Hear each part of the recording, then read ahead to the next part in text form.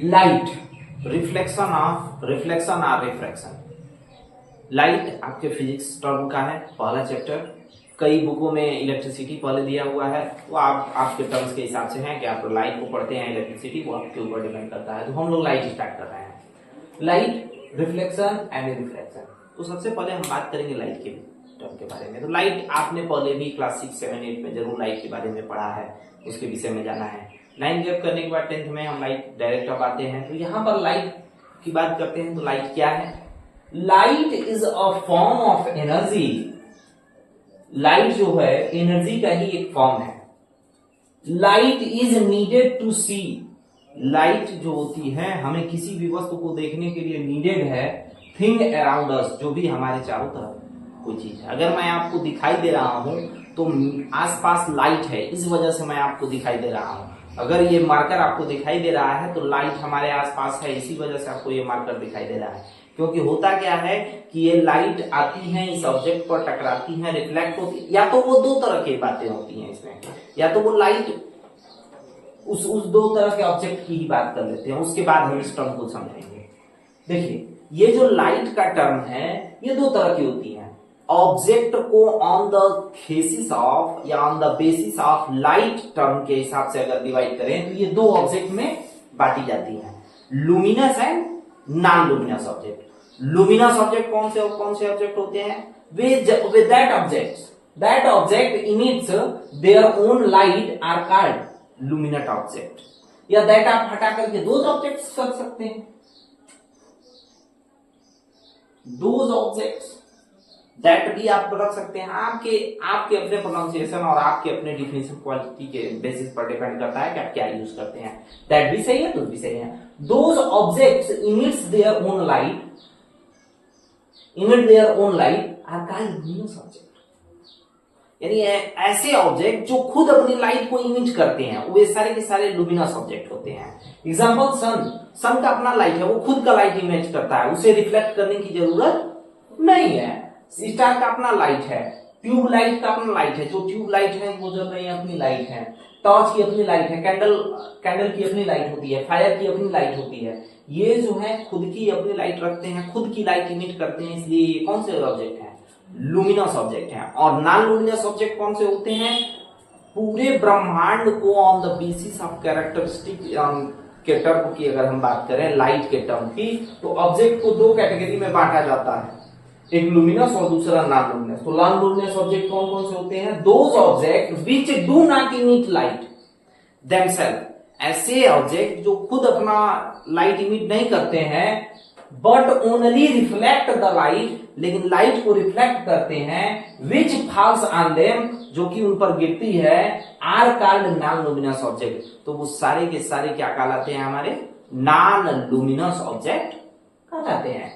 Example moon की अपनी light नहीं है, वो सन की लाइट को रिफ्लेक्ट करता है तो वो चमकदार दिखाई देता है। डायमंड की खुद की लाइट नहीं है, वो लाइट को एक्सेप्ट करती है और उसका स्ट्रक्चर ऐसा है कि एक बार लाइट एंट्री हो जाती है तो उस स्ट्रक्चर से बाहर नहीं हो पाती, और डायमंड में अंधेरे में भी चमकता दिखाई देता। वॉल्स, अगर आप ध्यान से देखेंगे तो ये वॉल्स आपको दिखाई, ये जो सरमाइका है ये आपको चमकदार दिखाई दे रहा होगा। तो अगर ये आपको चमकदार दिखाई दे रहा है इसकी पॉलिश टर्म की वजह से, इसमें लाइट रिफ्लेक्ट होकर के आपके पास जा रही है। अगर हम अंधेरा कर देते हैं, ऐसा मानिए कि अभी हम अंधेरा कर दें तो ये चमकेगा नहीं। रीजन ये है क्योंकि ये लाइट इमिट नहीं कर रहा है, इसकी शाइनिंग आएगी नहीं।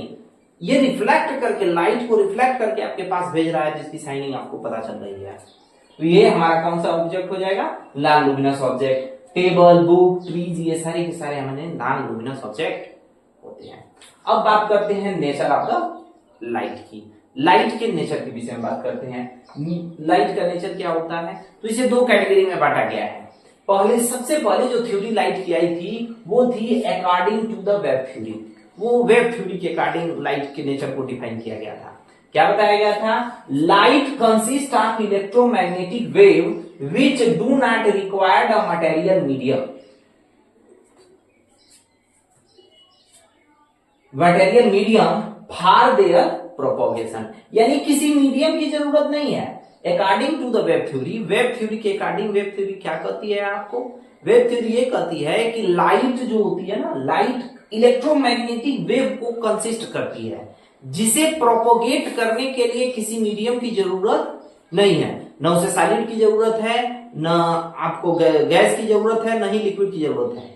ऐसे इस चीज को समझिए। मान लीजिए साउंड है, तो साउंड को ट्रेवल करने के लिए मीडियम चाहिए। सॉलिड में उसका सबसे ज्यादा ट्रेवलिंग करती है, लिक्विड में कम और गैस में सबसे कम करती है ट्रेवलिंग। लेकिन अगर आप उसे वैक्यूम में लेके चले जाएं जहां पर कोई मीडियम ही नहीं है, तो वहां पर साउंड ट्रेवल नहीं करेगी और वहां पर आपको साउंड नहीं सुनाई देगा। एग्जाम्पल स्पेस, हम लोगों ने 9th में इस विषय पर डिस्कस किया था। तो स्पेस में अगर हम लेके चले जाएंगे तो हमें साउंड नहीं वेव सुनाई देगी, बट स्पेस से लाइट आती है कि नहीं आती है? सन से लाइट हमारे अर्थ तक आती है, नियर अबाउट 8 मिनट तक लगता है। तो ये लाइट क्या है, उसे किसी मीडियम की जरूरत नहीं है, सॉलिड लिक्विड गैस, वहां कोई मीडियम नहीं है, तो वो वैक्यूम से हमारे पास आती है। यानी लाइट को प्रोपोगेट करने के लिए किसी मीडियम की जरूरत नहीं है। तो क्यों नहीं जरूरत पड़ती है? क्योंकि वो एक इलेक्ट्रोमैग्नेटिक वेव है। तो अगर आपसे कोई पूछता है कि भाई लाइट को क्यों जरूरत नहीं है किसी मीडियम की, क्योंकि वो एक इलेक्ट्रोमैग्नेटिक वेव है और इलेक्ट्रोमैग्नेटिक वेव को प्रोपोगेट करने के लिए किसी मीडियम की जरूरत नहीं पड़ती है, इसलिए लाइट का भी कोई मीडियम नहीं है। लाइट का कोई अपना ट्रेवलिंग मीडियम नहीं होता है। According to the particle theory, अब पार्टिकल थ्योरी के अकॉर्डिंग लाइट के नेचर को डिफाइन किया गया। क्या कहा गया? Light is composed of particles. बताया गया कि लाइट जो होती है वो बहुत सारे पार्टिकल्स को कंपोज करके बनी होती है, which travel in a straight line at a very high speed, जो कि एक बहुत वो एक स्ट्रेट लाइन में ट्रेवल करती है और इनकी स्पीड बहुत हाई होती है। तो कितनी होती है इनकी स्पीड, वो मैं यहाँ डिफाइन नहीं किया हूं, आप उसे पहले से ही जानते हैं, इसलिए मैंने उसे डिफाइन नहीं किया है। इसे हम इंडिकेट करते हैं इस स्मॉल लेटर के C से, और C इज इक्वल टू होता है speed of light, it means velocity of light, और वेलोसिटी स्पीड ऑफ लाइट जो होती है 3.8 इंटू 10 टू द पावर, अब ऐसे समझ जाइए, 3 into 10 to the power 8 metre per second. 3 into 10 to the power 8 metre per second. अगर आप इसका एवरेज निकालेंगे तो नॉर्मल एवरेज अगर आप इसके टर्म को डिफाइन करेंगे तो किलोमीटर में आप कन्वर्ट करेंगे तो ये 3 into 10 to the power 5 kilometre पर सेकेंड हो जाएगा। इट मीन्स 3 लाख किलोमीटर पर सेकेंड। एक सेकेंड में लाइट की स्पीड कितनी होती है? 3 लाख किलोमीटर पर सेकेंड होती है, और इसकी स्पीड इतनी हाई होने की वजह से इसके जो कंपोज्ड पार्टिकल्स होते हैं वो एक स्ट्रेट लाइन में ट्रेवल करते हैं। तो अगर आपसे कोई पूछता है कि लाइट क्यों स्ट्रेट लाइन में ट्रेवल करती है, क्योंकि वो eight a very high speed पर स्ट्रेट लाइन में ट्रेवलिंग होती है, और वो बहुत सारे पार्टिकल्स को क्या करके बनी होती है? कंपोज्ड करके बनी होती है। तो दो थ्योरी आई, एक थ्योरी थी आपकी वेव और दूसरी थ्योरी थी पार्टिकल। अब इन दोनों थ्योरी की बात मानी जाए कि आप उसको वेव माने कि आप उसको पार्टिकल माने, तो एट वेरी डिस्कशन, मतलब ऐसे समझ जाइए बहुत सारे डिस्कशन करने के बाद साइंटिस्ट इस निष्कर्ष पर आए और उन्होंने क्वांटम थ्योरी ऑफ लाइट दिया। क्वांटम थ्योरी ऑफ लाइट क्या था? The dual nature of the light. Light का डुअल नेचर माना गया कि लाइट के दो नेचर हैं, एक वेव के अकॉर्डिंग है और दूसरा पार्टिकल के अकॉर्डिंग। तो लाइट डुअल नेचर का होता है और इसे मॉडर्न थ्योरी भी कहा जाता है। अगर मॉडर्न थ्योरी ऑफ लाइट अगर आपसे पूछता है तो आप उसे क्वांटम थ्योरी ऑफ लाइट कहेंगे, और इस क्वांटम थ्योरी ऑफ लाइट को ही light has dual nature, light का डुअल नेचर होता है। Light exhibits the properties of both wave and particles. कह रहा है कि लाइट जो होती है वेव और पार्टिकल दोनों नेचर को एग्जिबिट करती है, इसलिए लाइट का डुअल नेचर होता है। बस एक शर्त है, depending on the situation it is in. यह इस चीज पर डिपेंड करती है कि उसका सिचुएशन क्या है। अब वेव के सिचुएशन में लेंगे तो as a wave theory as a wave का वर्क करेगी, पार्टिकल का लेंगे तो पार्टिकल की के टर्म में आपका रिएक्ट करेगी, और दोनों का लेंगे दोनों के टर्म में। इसे ही हम क्वांटम थ्योरी लाइट करते हैं, और ये मॉडर्न थ्योरी ऑफ लाइट है। अब बात करते हैं रिफ्लेक्शन ऑफ लाइट की। रिफ्लेक्शन ऑफ लाइट क्या है? The process of sending back the light rays which fall on the surface of an object is called reflection of light. The process of sending back the light rays, कह रहा है कि वो process जो light rays को sending back वापस भेजता है which fall on the surface, जो कि उसके सरफेस पर फॉल ऑन होती है, ऑफ एन ऑब्जेक्ट, किसी ऑब्जेक्ट के टर्म का, that is known as reflection of light. Simple सी डिफिनेशन है, आप ध्यान से समझिए।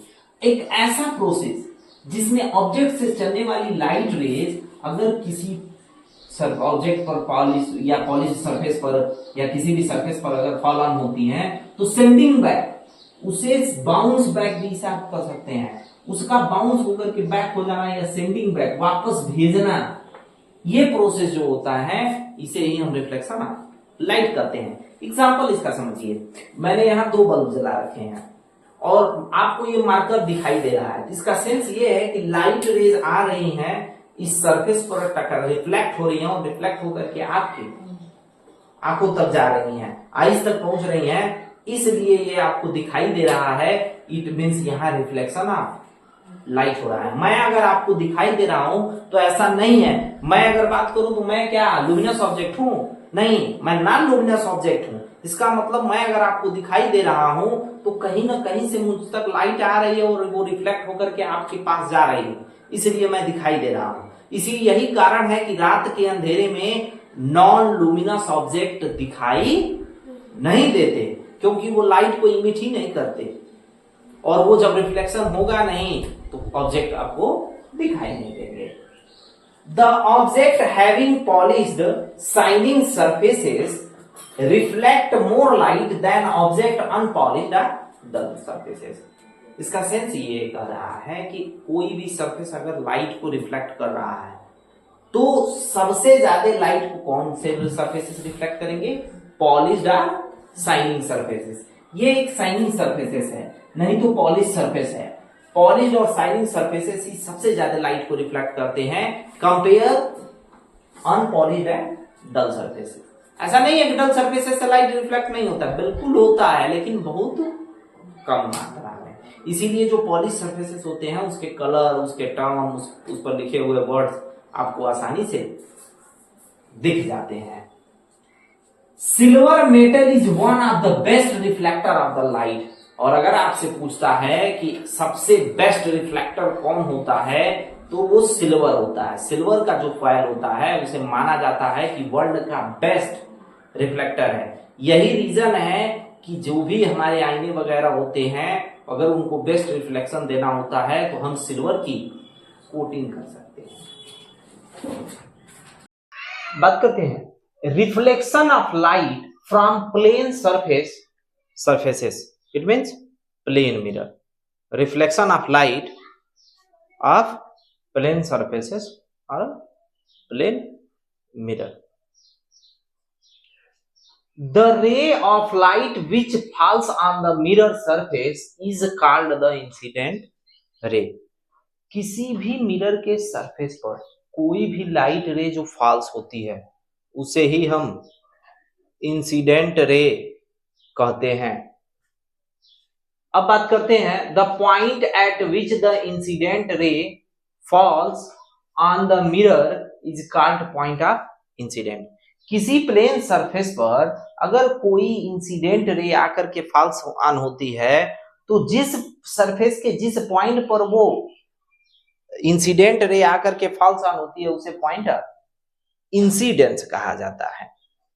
जो रे आकर के प्लेन सरफेस पर इंसिडेंट होती है उसे इंसिडेंट रे कहते हैं, और इंसिडेंट रे जिस पॉइंट पर प्लेन सरफेस के आकर के इंसिडेंट होती है उसे पॉइंट ऑफ इंसिडेंट कहा जाता है। The ray of light which Saint back, वो रे ऑफ लाइट जो कि सेंट बैक होती है, देखिए ये एरो शो कर रहा है कि फॉल्स ऑन हो रही है और ये एरो शो कर रहा है कि सेंट बैक हो रही है, by the mirror is called the reflected रे। तो ऐसी रे को हम क्या कहते हैं? रिफ्लेक्टेड रे कहते हैं, जो कि सेंट बैक की जाती है सरफेस के द्वारा। The normal is a line at right angle, normal वो लाइन होती है जो कि राइट एंगल होती है to the mirror surface, mirror surface के at the point of incidence, point of incidence के। अब बात करते हैं द एंगल ऑफ इंसिडेंस। तो यहां आपको दिख रहा है A to O आपका इंसिडेंट रे है और O to B आपका रिफ्लेक्टेड रे है, O to N ये आपका नॉर्मल है और M to M डैश ये आपका प्लेन सरफेस है। नीचे जो ये लाइनिंग दिख रही है आपको, इसका यह सेंस है कि इसे पॉलिश किया गया है। The angle of incidence, angle of incidence is the angle made by the incident रे। एंगल ऑफ इंसिडेंस को यहाँ आपको आई से दिखाया गया है और इसकी इसे कैसे डिफाइन करेंगे कि the angle of incidence is made by the incident रे with the normal at the point of incidence. Normal और इंसिडेंट रे के बिटवीन में जो भी एंगल फॉर्म होता है उसे हम एंगल ऑफ इंसिडेंट कहते हैं। क्यों एंगल ऑफ इंसिडेंस कहा जाता है? क्योंकि ये इंसिडेंट रे द्वारा फॉर्म होती है। The angle between the normal and reflected ray is known as angle of reflection. और ये क्यों इसे हम एंगल ऑफ रिफ्लेक्शन कहते हैं? क्योंकि ये एंगल ऑफ रिफ्लेक्शन इसलिए है क्योंकि ये रिफ्लेक्टेड रेज द्वारा बनाई जाती है। Laws of reflection of light, reflection of light के लॉज क्या है, कौन कौन से नियम आपके अप्लाई होते हैं? तो यहां देखिए लॉ ऑफ रिफ्लेक्शन दो है, लॉ ऑफ रिफ्लेक्शन भी दो है और लॉ ऑफ रिफ्लेक्शन भी आपके दो हैं। ये कौन कौन से लॉ है? तो सबसे पहले बात करते हैं फर्स्ट लॉ ऑफ रिफ्लेक्शन की। फर्स्ट लॉ ऑफ रिफ्लेक्शन क्या कहता है? According to the first law of reflection of light the incident ray, ध्यान दीजिएगा, the incident ray, the reflected ray and the point of incidence all lie in same plane। आपका incident ray, point of incidence and the reflected ray, ये तीनों के तीनों जो है एक ही प्लेन में, सेम प्लेन में लाई करते हैं, इसलिए यह आपको आपका फर्स्ट लॉ ऑफ रिफ्लेक्शन है लाइट का।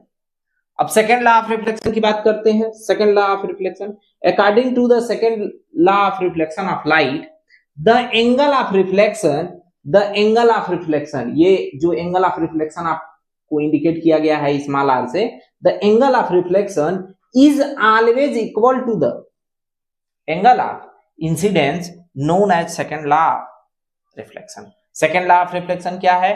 The angle of incidence is always equal to the angle of reflection. ये जो है आपका सेकेंड लॉ ऑफ रिफ्लेक्शन है।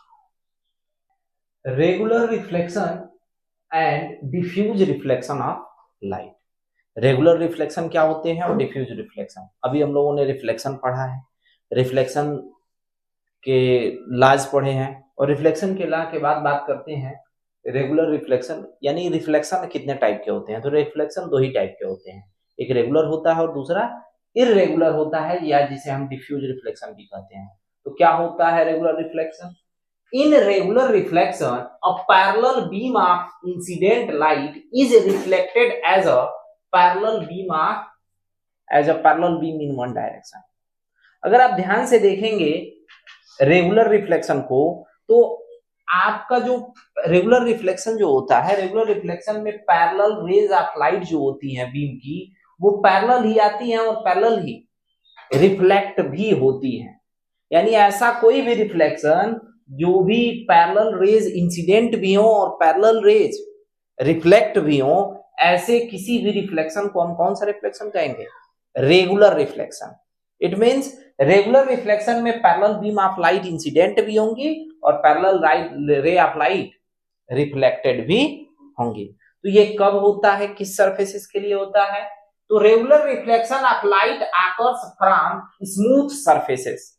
यह जो रेगुलर रिफ्लेक्शन होता है ये स्मूथ सरफेस के लिए होता है।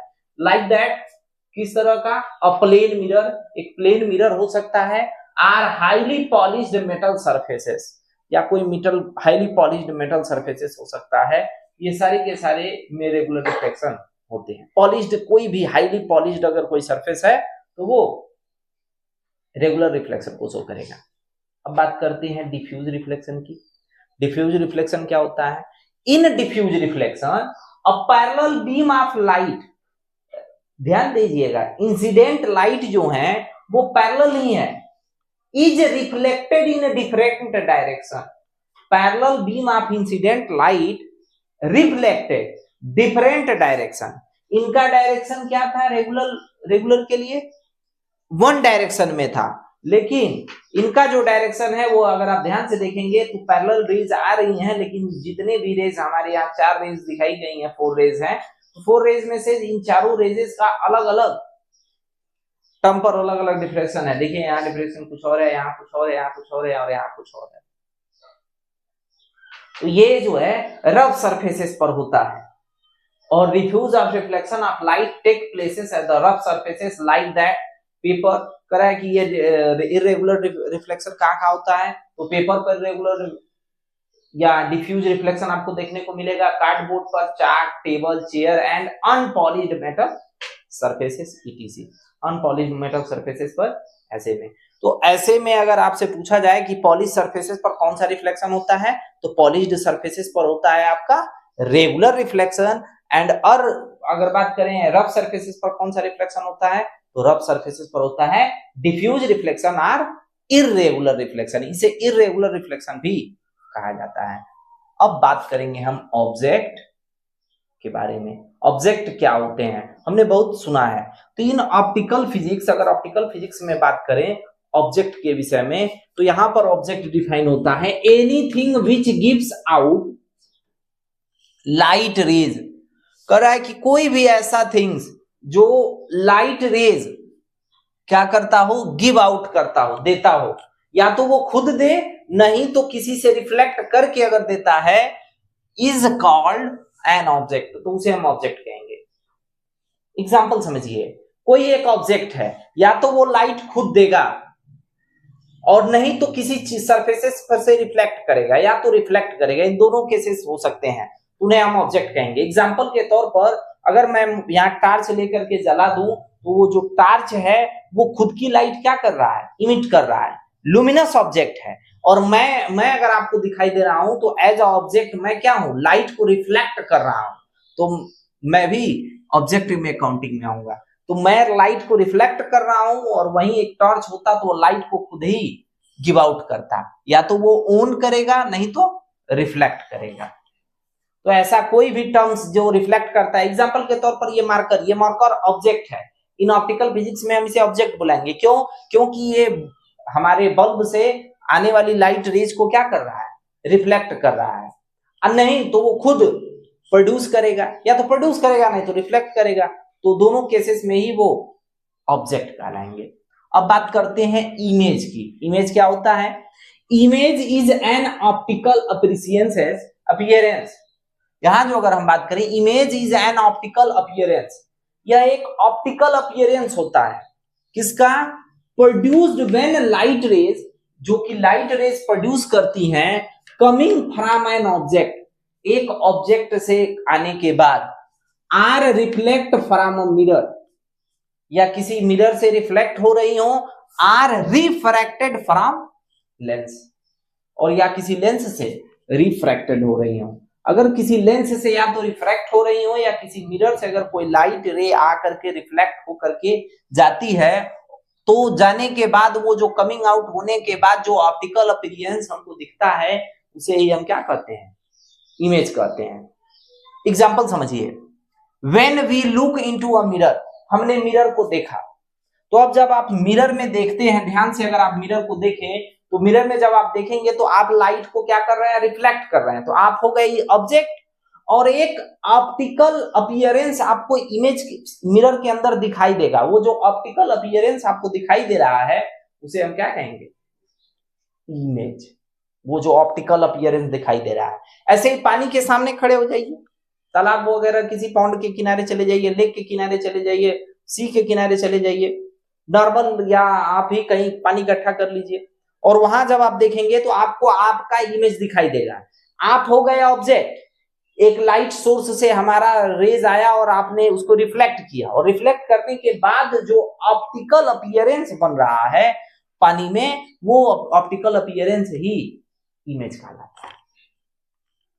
वाइल वॉचिंग अ मूवी, जब हम कोई मूवी देखते हैं, जैसे ही मान लीजिए मैं भी, ये मेरा वीडियो आप लोग अगर आप देख रहे हैं, तो उसमें भी आपको मेरा इमेज ही दिखाई दे रहा है।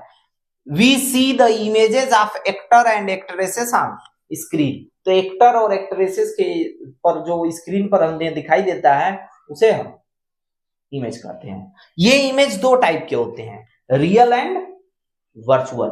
आपसे पूछा जाए इमेज कितने टाइप के होते हैं, तो ये दो टाइप के होते हैं, real and virtual image. Real image क्या सा होता है, अ image which can obtained on a screen, कोई भी ऐसा इमेज जिसे हम स्क्रीन पर शो कर सकते हैं, नोन एज रियल इमेज, उन्हें हम रियल इमेज कहते हैं। The image formed on a cinema screen is an example of real image. कह रहा है कि सिनेमा स्क्रीन पर जो आप इमेज देखते हैं उसे ही हम रियल इमेज कहेंगे।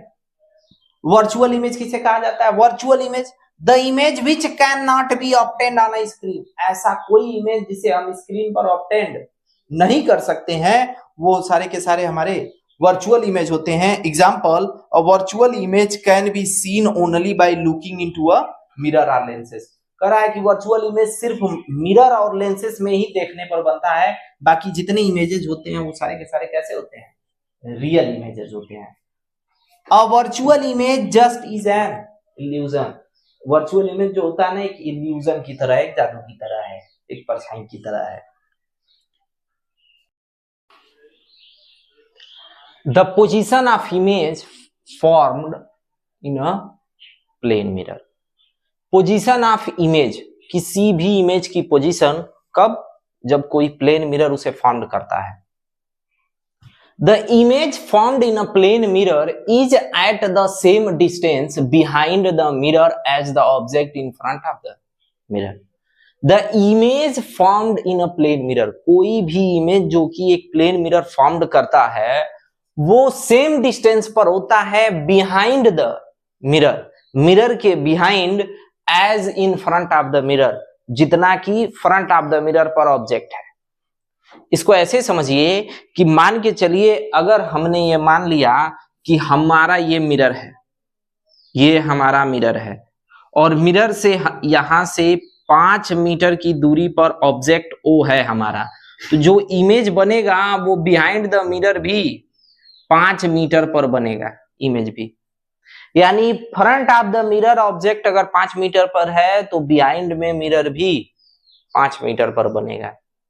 तो अगर आपसे पूछेगा कि किसी प्लेन मिरर में जो भी इमेज बन रही है तो ऑब्जेक्ट और इमेज के बीच का डिस्टेंस बताइए, तो ऑब्जेक्ट और इमेज के बीच का डिस्टेंस 10 मीटर हो जाएगा अगर ये 5 मीटर पर बन रहा है तो।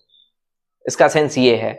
अगर आपसे पूछेगा मिरर और ऑब्जेक्ट के बीच का डिस्टेंस बताइए तो वो 5 मीटर है, मिरर और इमेज के बीच का डिस्टेंस बताइए तो वो 5 मीटर है।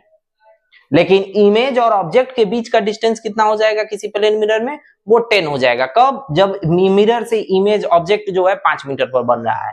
तो जितने मिरर से इमेज जितने डिस्टेंस, ऑब्जेक्ट जितने डिस्टेंस पर होता है, मिरर से ऑब्जेक्ट जितने भी डिस्टेंस पर होता है उतने ही डिस्टेंस पर इमेज भी फॉर्म्ड होता है।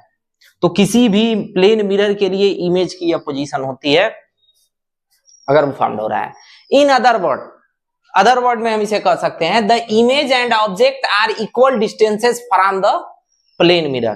कह रहा है कि इमेज की जो डिस्टेंसेस होती है, अदर वर्ड में हम ऐसे कह सकते हैं कि इमेज और ऑब्जेक्ट की डिस्टेंसेस प्लेन मिरर में सेम होती है, but they are on the opposite side of the plane mirror. बस वो प्लेन मिरर के अपोजिट साइड होते हैं, एक फ्रंट में होता है तो एक बिहाइंड में होता है, उसके पीछे होता है।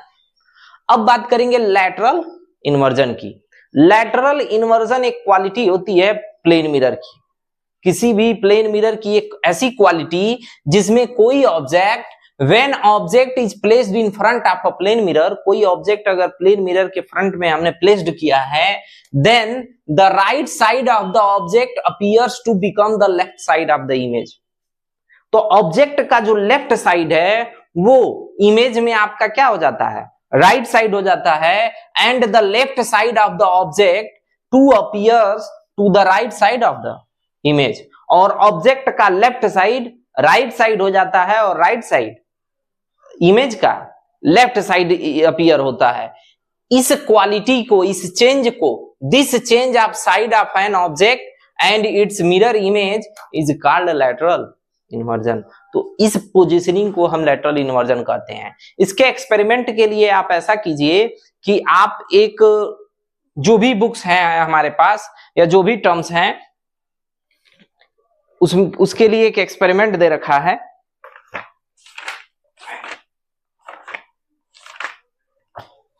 आप एक काम कीजिएगा, एक ग्लास लीजिए, एक ऐसा ग्लास लीजिए, इसको एक्सपेरिमेंट को आप ध्यान से देख सकते हैं, क्योंकि हमारे फेसेस को आप अच्छे से नोटिस नहीं कर सकते, लेकिन उसके लिए भी आप चाहें तो क्या कीजिए कि आप अपने इस इमेज के साइड पर इस पर एक कोई पॉइंट आउट सब्जेक्ट रख दीजिए। ऐसे समझिए कि मैंने क्या किया, इस मिरर को या किसी बॉक्स को या किसी पिन को मैंने इस साइड लगा दिया और इस साइड खाली छोड़ दिया। तो ये जो आपका मेरा लेफ्ट साइड है, मेरे इमेज का कौन सा साइड दिखेगा? राइट साइड देखेगा। इसी क्वालिटी को, इसी चेंज को हम क्या कहते हैं? लैटरल इन्वर्जन कहते हैं, कि ऑब्जेक्ट का लेफ्ट साइड इमेज का राइट साइड होता है और ऑब्जेक्ट का राइट साइड इमेज का लेफ्ट साइड होता है। The phenomenon of lateral inversion is due to the reflection of light. कह रहा है कि यह जो फिनोमिना है किस रीजन की वजह से होता है, तो आपसे रीजन पूछेगा तो रिफ्लेक्शन ऑफ लाइट की वजह से। The image formed in a plane mirror is laterally inverted with respect to the object. किसी भी प्लेन मिरर का जो इमेज होता है वो लैटरली इन्वर्टेड होता है with respect to object, object के रिस्पेक्ट में। अब बात करते हैं the characteristic of an image formed from a plane mirror. किसी formed by a plane mirror, एक प्लेन मिरर द्वारा जो इमेज फॉर्म होता है उसके क्या क्या कैरेक्टरिस्टिक होते हैं? सबसे पहला characteristic, the image formed in a plane mirror is virtual. किसी भी प्लेन मिरर द्वारा जो भी इमेज फॉर्म्ड होता है वो क्या होता है? वर्चुअल होता है। इसका सेंस ये है कि it can not be received on a screen, उसे हम स्क्रीन पर नहीं ले सकते। The image formed in a plane mirror is erect. करा कि जो भी इमेज प्लेन मिरर द्वारा फॉर्म्ड होता है वो इरेक्ट होता है। इरेक्ट का सेंस हो गया सीधा। लेंसेस या अनदर टर्म्स में आपको इमेज उल्टा दिखाई देगा, लेकिन हम अगर प्लेन मिरर की बात करेंगे तो प्लेन मिरर में जो इमेज होता है वो हमारा क्या होता है? इरेक्ट होता है, सीधा होता है। It is same side up as the object, और वो उसी साइड होता है जिस साइड ऑब्जेक्ट होता है। The image is an plane mirror is of the same size of the object. कह रहा है कि प्लेन मिरर में जो भी इमेज फॉर्म्ड होती है वो सेम हाइट की होती है। एग्जाम्पल के तौर पर हम ऐसे समझ लें कि मान लीजिए अगर मैं 5 फुट का हूं तो मेरी इमेज भी प्लेन मिरर में 5 फुट की ही होगी। अगर अगर ये बोर्ड की लंबाई 3 मीटर की है या 2 मीटर का है, तो जो इमेज बनेगा इसका मिरर में वो भी 2 मीटर का ही होगा। ऑब्जेक्ट क्या इमेज, ऑब्जेक्ट की साइज, इमेज की साइज दोनों क्या होती है प्लेन मिरर में? सेम होती है। दोनों का डिस्टेंस क्या होता है? सेम होता है। मिरर से ऑब्जेक्ट का डिस्टेंस उतना ही होता है जितना मिरर से इमेज का डिस्टेंस, बट अपोजिट होता है, दोनों दो साइड होते हैं। The image formed by a plane mirror is at the same distance. कह रहा है कि image formed by a plane mirror, किसी प्लेन मिरर द्वारा जो इमेज फॉर्म्ड होता है is at the same distance, वो सेम डिस्टेंस पर होता है behind the mirror as the object in front of the mirror. जो इमेज बन रहा है in front of the mirror के, यानी जो इन फ्रंट ऑफ द मिरर पर ऑब्जेक्ट जिस डिस्टेंस पर है, बिहाइंड द मिरर की भी डिस्टेंस उतनी, इमेज की डिस्टेंस उतनी ही होगी। मान के चलिए हमने अभी इसके लिए बात किया था, यहां positioning formed by a plane mirror की क्वालिटी की जो ये बात की थी, सेम डिस्टेंस की जो बात की है, सेम वही बात यही है। The image formed in a plane mirror is laterally inverted or sideways reversed. इसे साइडवेज रिवर्स्ड कहा जाता है क्योंकि ऑब्जेक्ट का लेफ्ट साइड इमेज का राइट साइड हो जाता है और ऑब्जेक्ट का राइट साइड इमेज का लेफ्ट साइड हो जाता है। Uses of a plane mirror, plane mirror के क्या क्या यूज है? Plane mirror are used to see ourselves. Plane mirror जो होता है स्वयं को देखने के काम में आता है। The mirrors on our dressing table, कर ये मिरर जो होते हैं हमारे ड्रेसिंग टेबल पर, and in the bathrooms are plane mirror. करा कि इसे बाथरूम में यूज किया जाता है प्लेन मिरर के। Plane mirror are fixed on the inside walls of a certain shop. कह रहा है कि प्लेन मिरर जो होते हैं सर्टेन शॉप्स में इनसाइड में लगाए जाते हैं, दीवार के अंदर भी लगाए जाते हैं, लाइक ज्वेलरी शॉप जैसे कि ज्वेलरी शॉप में आपको ध्यान से देखेंगे तो मिरर को वॉल के इनसाइड में लगाया जाता है to make them look bigger, ताकि वो बड़ा से बड़ा फिगर दिखाई दे। Plane mirrors are fitted at the blind turns of the some busy roads. करा कि प्लेन मिरर जो होते हैं बहुत सारे ब्लाइंड टर्न्स पर फिटेड किए जाते हैं, so that drivers can see vehicle coming from the other side and prevent accident, जिससे कि जो व्हीकल्स होते हैं वो अदर साइड से आने वाले व्हीकल को देख सकें और एक्सीडेंट को प्रिवेंट कर सकें, इसका मतलब रोक सकें। Plane mirrors are used in making of periscope, और पेरिस्कोप को बनाने के लिए भी प्लेन मिरर का यूज होता है।